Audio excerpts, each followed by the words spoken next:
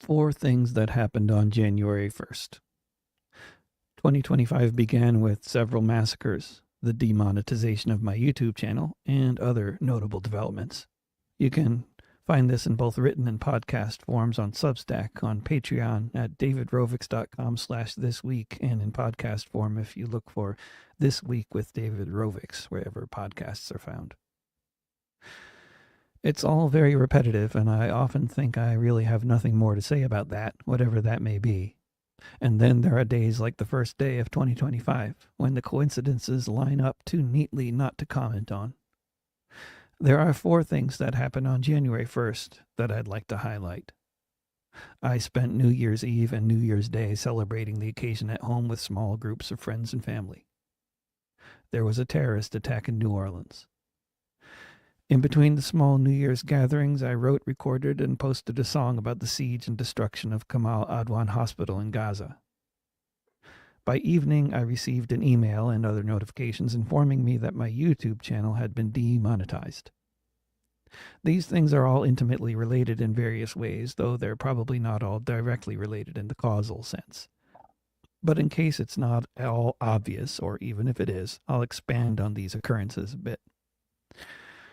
There are a lot of different reasons for having a small gathering of friends and family for the New Year holiday. For me, a gathering of 12 adults and children is just a perfect size. Like any other performer, I'm always happy to sing for large audiences at every possible opportunity, but on a social level, if it's not a gig, I tend to find larger gatherings overwhelming. But also, I live in the United States, where there's a massacre somewhere in the country about every day on average, and an outrageously high overall homicide rate to go along with it. Some of the favorite targets of the people who want to randomly kill members of the public are big events where large crowds are gathering, such as holiday celebrations. I think about this reflexively whenever I am in a large crowd somewhere in North America or Europe, and I often wonder how many other people around me are thinking about the same thing. More often I wonder who's not thinking the same thing. Most people in the Western world out partying to welcome the New Year don't seem like they're particularly concerned about what might happen. They also don't seem to be particularly preoccupied with the babies freezing to death with no blankets in their flooded tents on the beach in Gaza. I know the people who prepare the messages they send out to citizens for the Japanese consulate in Portland think about the holiday time massacres in Europe and North America.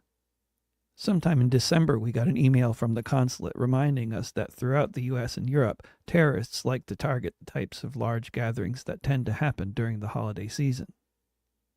This is probably a particularly important reminder to send to people with Japanese nationals and their families, because as a general rule, Japanese people love holidays and celebrating holidays collectively, as do lots of other people. To underscore the warnings from the consulate, there was the vehicular attack at another Christmas market in Magdeburg, Germany, followed by an identical effort in New Orleans, both modeled after still other vehicular attacks on the public that have been carried out with terrible results in New York, Berlin, France, Spain, and elsewhere. Between the vehicular attacks on the Christmas market and the one on Bourbon Street, the Israeli military has been systematically starving and freezing the remaining population of the Gaza Strip, preventing people from having food, water, medicine, shelter, or even blankets. In between these two vehicular attacks on innocent civilians in the Western world, the Israeli military has been systematically killing Palestinian children for daring to leave their tents to look for food or water, often assassinating them by a drone strike. In between Christmas and New Year's, the Israeli military completely destroyed the last remaining hospital in the north of Gaza, physically kicking out critically ill patients and arresting the staff who were caring for them. Now we can be sure that the Israelis are torturing their prisoners, because that's what Israel does with Palestinian prisoners, of whatever age or gender, with the torture frequently including rape of prisoners of whatever gender, and confinement in tiny cages just like the Syrians used to do. We don't have to wonder whether the Israelis are torturing the doctors, nurses, and administrators of the Kamal Adwan Hospital, because we know for a fact that this is what they did to the other hospital staff they detained after destroying other hospitals in the Gaza Strip, because destroying hospitals, torturing doctors, and assassinating children out looking for water is the daily practice of the Israeli military in Gaza right now, this week, this minute. Civil society groups around the world have been mobilizing to try to highlight the arrest of the medical staff after the hospital's invasion and destruction by the IDF.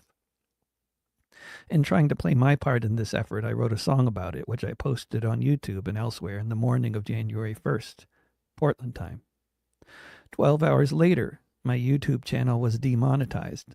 Supposedly, I was told for a Houthi army press release I posted on my YouTube channel over a year ago, now deleted by YouTube. I had put it up after the US and the UK bombed Yemen in the interest of providing a little context for whichever of my fellow Americans or Brits might see it about the motivations of the people our air forces were attacking this time around. The mass murderer in Louisiana apparently did a little broadcast from his truck en route to the French Quarter, where the police say he pledged allegiance to Islamic State. The video was deleted, so I don't know what else he said. If whatever he said was anything like the words of other people who have engaged in similar acts of mass murder, like Osama bin Laden, then he might have made reference to the constant slaughter of innocent civilians in places like Gaza right now. And he might have said something about wanting to make Westerners understand what their tax dollars are doing in other faraway parts of the world. Whether or not we'll ever find out what the terrorist from Texas said in his truck on the way to the scene of the crime, who knows? It's against Facebook's policies, and against YouTube's as well, to post anything sympathetic with a proscribed organization. So they'll take down your videos and otherwise punish you for your transgressions, even if your only transgression was expressing a bit of sympathy with those who are resisting genocide. So, of course, if you pledged your allegiance to Islamic State, that's coming down right away. Israel, on the other hand, is not a proscribed organization. So videos praising the brave soldiers of the IDF and their efforts to cleanse Gaza of the evil terror that they claim are using schools and hospitals as their hubs of operation, regardless of how outrageously detached from reality the claims may be, are perfectly fine. Songs praising the Israeli military's high moral standing are also fine, regardless of how many children they assassinate per day. No wonder, again and again, we have to listen to everyone from national leaders to your man on the street talk about senseless killing. They're either never told or they actively hide from us in as many ways as they can, depending. The fact that these acts of senseless killing are in so many cases retaliatory. In so many cases, their actions are very consciously and intentionally meant to replicate in a comparatively tiny way what the people they identify with or empathize with or seek to represent are going through every day. No wonder, again and again, we have to listen either to the imperial elite vilify those crazy Muslims in their violent ways, or to the clueless followers of the imperial elite who have no idea why anyone would be so upset, because they've been kept in the dark. Most of whatever they might encounter in the form of any kind of media that does a decent job of contextualizing these violent times is actively suppressed.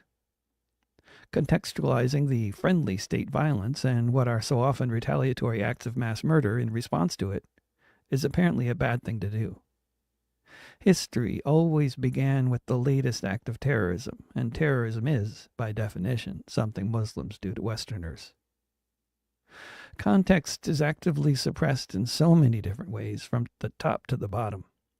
From the agendas of the billionaires and energy companies that own so much of the world's mass media to the suppression of content by algorithm or by censorship on the corporate-controlled online platforms that are our primary means of communication today. It's a new reality where the already very powerful brainwashing influence of the corporate media is joined by the various forms of control over our communications exerted on us on social media. That happens in so many ways that are completely invisible to the vast majority of us, the vast majority of the time. And it's a new reality that was eloquently and mostly quite violently underscored on the very first day of 2025.